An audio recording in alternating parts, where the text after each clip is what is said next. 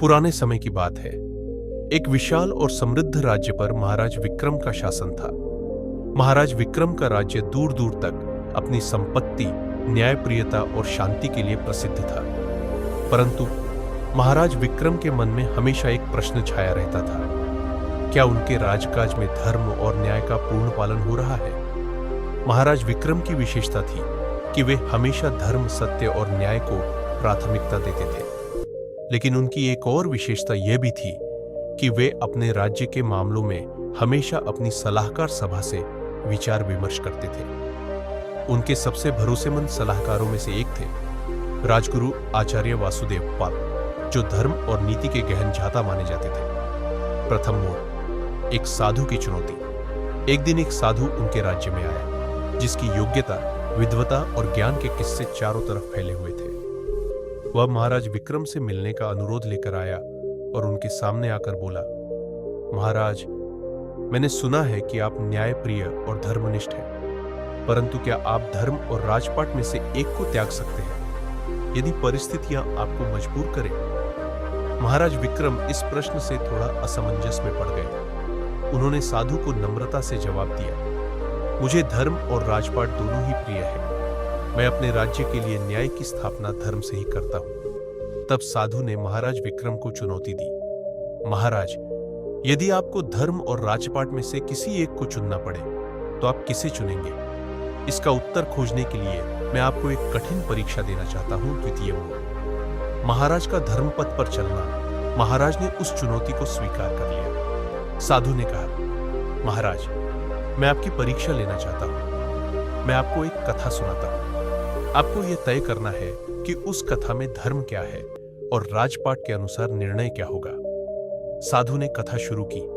बहुत समय पहले एक राज्य था, जहां एक राजा का सबसे करीबी मित्र एक व्यापारी था। उस व्यापारी ने अपने राजा को कई बार संकट से बचाया था और राज्य के विकास में भी योगदान दिया था। एक दिन राज्य के खजाने में भारी घाटा हो गया और राज्य की जनता भूख से मरने लगी। राजा ने व्यापारी से मदद की अपेक्षा की,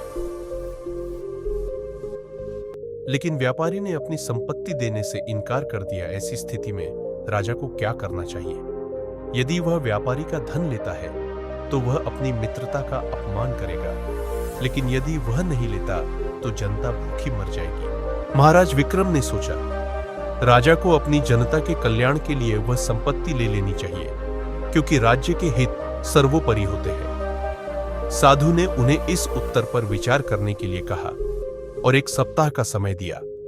तृतीय मोड़, अपने धर्म की गहराई को समझना। सप्ताह बीता और महाराज ने राजगुरु वासुदेव से परामर्श लिया। वासुदेव ने कहा, महाराज, यह निर्णय आसान नहीं है। धर्म केवल राजधर्म नहीं है, यह व्यक्तिगत नैतिकता भी है।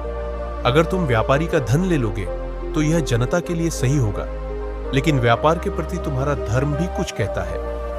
ऐसे निर्णय लेने में अंतःकरण का भी महत्व होता है। महाराज ने अपने अंतर्मन से एक और प्रश्न पूछा, क्या धर्म का पालन करना केवल अपने प्रति सही रहना है या पूरे राज्य के प्रति सही निर्णय लेना? चतुर्थ मोड़, साधु की परीक्षा सप्ताह पूरा होने पर महाराज विक्रम फिर से साधु के पास गए। उन्होंने साधु को कहा, मैं समझता हूं कि राज्य का कल्याण सर्वोपरि है, इसलिए मैं जनता की भलाई के लिए वह धन लूंगा। साधु ने उन्हें मुस्कुराते हुए देखा और कहा, धर्म का सही निर्णय वही होता है जिसमें किसी को अन्याय न हो। तुमने सही निर्णय लिया। तुम्हारा धर्म राज्य की भलाई करना है, परंतु ध्यान रहे कि तुम्हारी मित्रता और नीतियों का भी सम्मान हो। महाराज ने साधु के इस संदेश को गहराई से समझा और निर्णय लिया कि वह व्यापारियों को राज्य में व्यापार करने के बेहतर अवसर प्रदान करेंगे, ताकि उनकी संपत्ति राज्य के कल्याण में भी लग सके। इस प्रकार उन्होंने धर्म और राजपाट में संतुलन स्थापित किया। अंतिम मोड़, महाराज का अनुभव और प्रेरणा।